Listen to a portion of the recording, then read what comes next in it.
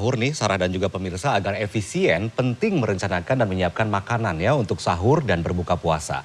Metode meal preparation bisa menjadi solusinya. Iya, dengan meal preparation, Anda bisa menyiapkan bahan-bahan masakan dalam jumlah besar untuk periode waktu tertentu. Makanan pun bisa diolah dengan hingga setengah jadi atau berbumbu, lalu disimpan di lemari pendingin.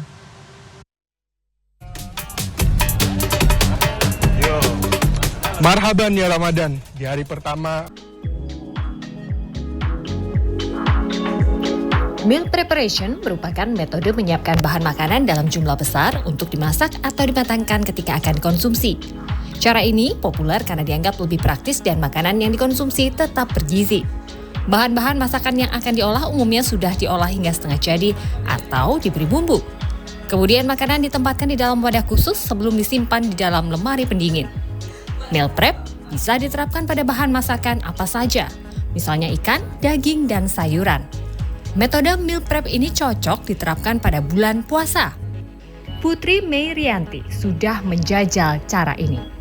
Sebagai ibu rumah tangga yang memiliki anak kecil, Putri merasa meal preparation sangat membantu. Biasanya, ia membuat menu makanan untuk seminggu ke depan.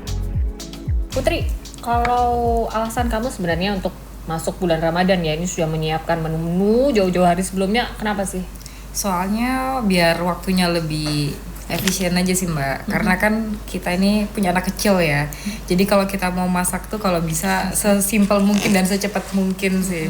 Kalau udah di preparation gini kan kita tinggal cemplung-cemplung aja di kompor.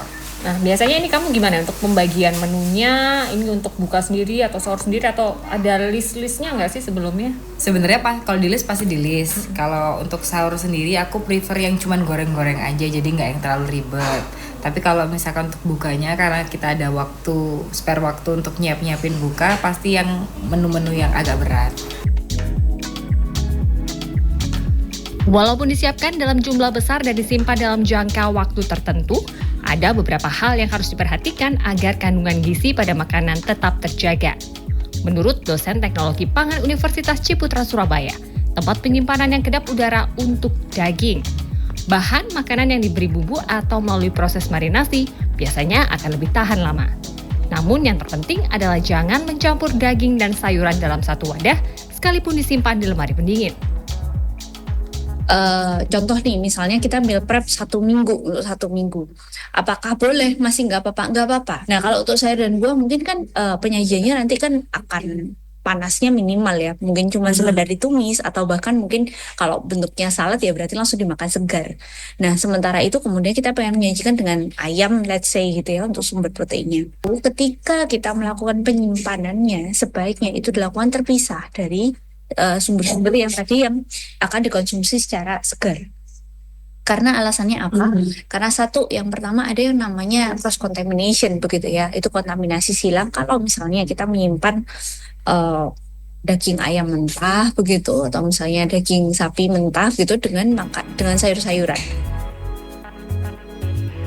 Walaupun bahan masakan yang disimpan di lemari pendingin atau freezer bisa bertahan lebih dari seminggu, pastikan makanan tidak berubah warna, tekstur atau bau sebelum diolah untuk disantap. Kia Clarissa, Miki Beresia, Surabaya, Jawa Timur.